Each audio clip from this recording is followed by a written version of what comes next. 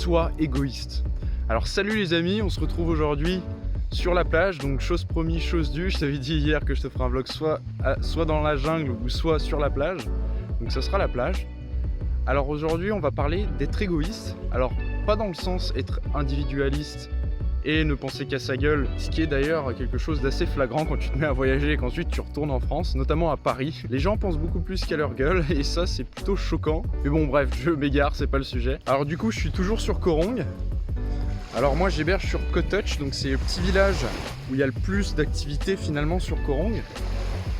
C'est un petit village où il y a absolument tout. À moins de 5 minutes à pied, tu as tous les restos, tous les bars. Et tu as une espèce de plage aussi où il y a pas mal de fêtes qui sont organisées. Ça c'est vraiment sympa si tu as envie de sortir. Et j'apprécie vraiment aller sur les îles. Pas parce que j'adore me dorer la pilule au soleil et que j'adore la mer. Et c'est même l'inverse. Je suis pas trop fan de me baigner dans la mer finalement. Même si, comme tu peux le voir, il y a une très belle plage. Mais c'est pas trop mon truc. Mais ce que j'adore sur les petites îles comme ça, c'est que tu es dans un endroit où tu as tout très près de toi, tu n'as pas besoin de transport, donc je fais tout à pied. Il y a tous les restos autour de moi, il y a absolument toutes les cuisines, thaï, européennes, khmer. Tu peux absolument manger tout ce que tu veux, tu peux aller acheter des fruits pour 3 fois rien. C'est des fruits de saison, c'est des fruits du dragon, des mangues, etc. C'est super bon. Et à la fois, tu peux te détendre, tu peux ne rien faire. Et ça fait vachement de bien. Parce que quand tu voyages et que tu bouges tout le temps, je peux te dire que c'est fatigant et c'est pas tout le temps des vacances. Donc si on revient sur le sujet d'aujourd'hui, je te disais d'être égoïste. Alors être égoïste dans le sens où il faut que ton développement personnel et les efforts que tu investis en toi soient plus importants que le reste. C'est plus important que de faire des concessions par rapport à tes potes, que de faire des concessions notamment aussi par rapport à ton couple. Parce que dans cette vidéo, je vais énormément utiliser le couple comme exemple. Parce que ça peut être vraiment destructeur. Tu peux rester bloqué dans cette relation, ça va détruire petit à petit tes rêves. Parce que tu vas faire des concessions, ta relation va durer 1 an, 2 ans, 3 ans, 4 ans. Et après tu vas te dire, ah ben ça fait 4 ans ou 5 ans que je suis avec la même personne, je peux pas me séparer comme ça, à moins qu'il y ait un électrochoc et il se passe quelque chose de grave. Et tu vas rester toute ta vie avec cette personne. Et bien souvent, c'est loin d'être la meilleure des idées. Parce que tu es avec cette personne depuis bien longtemps et elle t'a bridé dans ton développement personnel, même si tu t'en es pas aperçu. Mais je vais revenir sur le sujet plus tard. Alors, petite pause à l'ombre. Putain, il fait déjà chaud. Il est 8 h, il fait 26-27, mais en plein soleil, je peux te dire que ça tape. Alors du coup, je te disais de prioriser ton développement personnel. Et pourquoi? Alors, c'est d'abord penser à toi, mais c'est-à-dire que ça va être positif, notamment pour toi, mais également pour les autres. Et c'est une erreur que j'ai faite pendant très longtemps. C'était de penser aux autres avant de penser à moi, alors que c'est pas la bonne manière de voir les choses, et je vais t'expliquer pourquoi.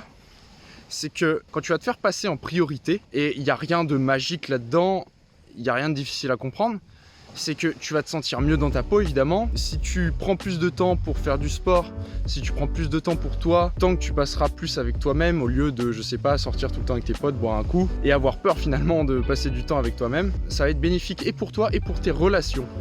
Parce qu'en effet, tu vas améliorer la perception que tu as de toi-même, tu vas avoir plus de confiance en toi, tu vas avoir plus d'énergie. Et ça va se répercuter non seulement sur toi, mais sur tes relations extérieures. Parce que, évidemment, quand tu vas aller parler avec d'autres personnes, quand tu vas passer du temps avec tes proches ou avec ta famille, si toi tu te sens mieux dans ta peau et tu te sens mieux dans ton corps, ça sera du temps bien plus quantitatif que tu vas passer avec eux. Et ça va se ressentir. Évidemment, tu vas moins faire la gueule, tu vas être plus présent lorsque tu vas passer du temps avec eux.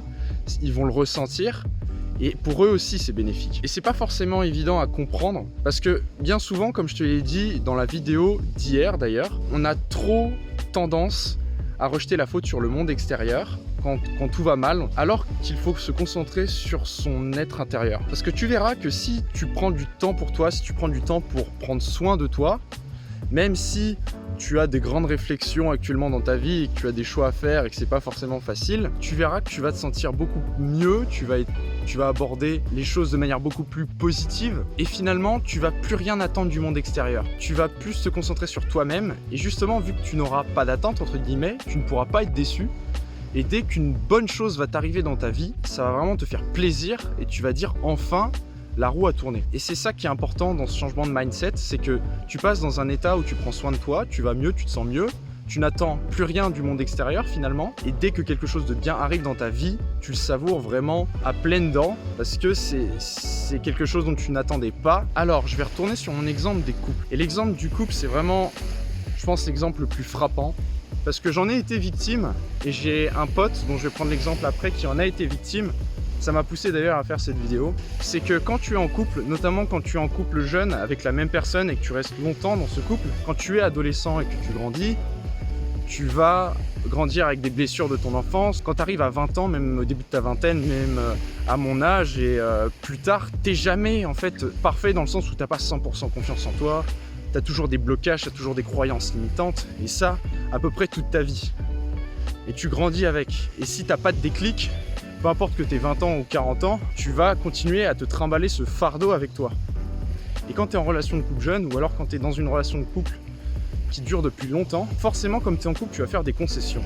Mais le but, c'est de penser à toi en premier pour les choix importants dans ta vie.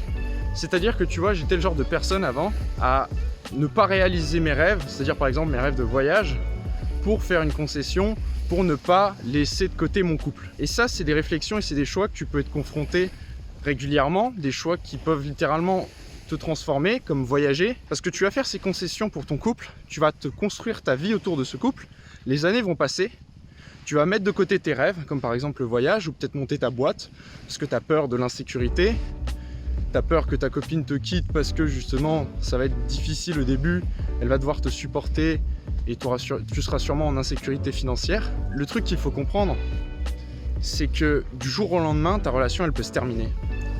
Alors ça peut être dur à entendre, même si aujourd'hui tout va bien dans ta relation, mais à cause d'un petit truc, d'un petit événement, du jour au lendemain ça peut être fini. Et quand ça t'arrive, ça fait extrêmement mal. Ça fait extrêmement mal parce que toutes ces années que tu as passées à faire ces concessions pour ton couple, et notamment si tu as fait des concessions sur tes propres rêves, tu vas le regretter, et vraiment amèrement. Et pour reprendre l'exemple de mon pote, qui est un très bon pote, et je lui passe le salut d'ailleurs s'il est là et s'il me regarde. Il s'est construit, il a eu une relation assez jeune avec son ex-copine du coup. Il a été avec pendant 5 ou 6 ans, je sais plus exactement. En une semaine, ça s'est terminé. En une semaine, ça s'est terminé. Et comme je t'ai dit, il s'était construit autour de cette relation. Et d'un coup, tout s'est effondré. Et à cause de ça, il a fait une énorme dépression. Et pour te dire mot pour mot ce qu'il m'a dit, il m'a envoyé par message: j'ai failli commettre l'irréparable ou quelque chose comme ça. Donc j'ai pas besoin de te faire un dessin. Et quand j'ai lu ça, ça m'a fait vraiment des frissons dans le dos. Et tu peux te dire que c'est une histoire parmi tant d'autres, mais ça arrive bien plus souvent que tu ne le penses. Pareil, si t'es marié, en fin de compte, le mariage, c'est pas une garantie non plus. Au bout d'un moment, si dans le couple ça va plus, tu accumules, tu dis rien, mais au bout d'un moment, si c'est vraiment trop, ça explose. Et c'est ça le message fondamental que je voulais te transmettre aujourd'hui. C'est que oui, par exemple, si tu es en couple, tu dois faire des concessions, mais si ça doit empiéter sur tes rêves, sur vraiment tes aspirations profondes, ne les gâche pas, ne les détruis pas pour une relation de couple. Parce que sur cette terre, tu as largement de quoi faire en termes de relations. Et le piège du couple, c'est que souvent aussi, tu vas rester dans ton couple parce que tu as peu confiance en toi, tu vas dire « je vais jamais retrouver une personne comme ça » ou alors c'est confortable, même si je suis pas super bien, c'est confortable, donc j'y reste. Et c'est ça le piège du couple, et ça peut vraiment te détruire. Et tu verras que si tu te mets à voyager, tu vas rencontrer tellement de personnes, c'est vraiment hyper simple, et tu vas voir que de retourner dans une relation, finalement, c'est pas si compliqué, si tu le veux vraiment, bien entendu. Et c'est un des points que tu peux travailler, notamment aussi en voyage, surtout en voyage solo. C'est-à-dire, si tu veux faire beaucoup de rencontres, comme je t'ai dit, tu vas en auberge de jeunesse pour faire la fête et t'inquiète pas, tu sois un gars ou une fille, tu vas rencontrer du monde, donc il n'y a pas de problème. Donc voilà ce que je voulais te partager aujourd'hui, j'espère que ça t'a parlé. Et si toi tu es dans une relation de couple qui dure depuis longtemps mais que tu te poses des questions, je t'invite à réfléchir. Alors je suis pas là pour briser des couples, mais c'est vraiment quelque chose qu'il ne faut pas prendre à la légère. Ne détruis pas tes rêves pour quelqu'un d'autre, fais-toi passer en premier et tu verras qu'en prenant soin de toi, en te sentant mieux, en respectant mieux ton énergie, ça va se répercuter sur tes autres relations et tu vas avoir des relations beaucoup plus saines. Donc voilà, merci de m'avoir suivi encore une fois. Like et abonne-toi si ça t'a plu comme d'habitude. Et moi, je te retrouve dans la prochaine vidéo. Salut!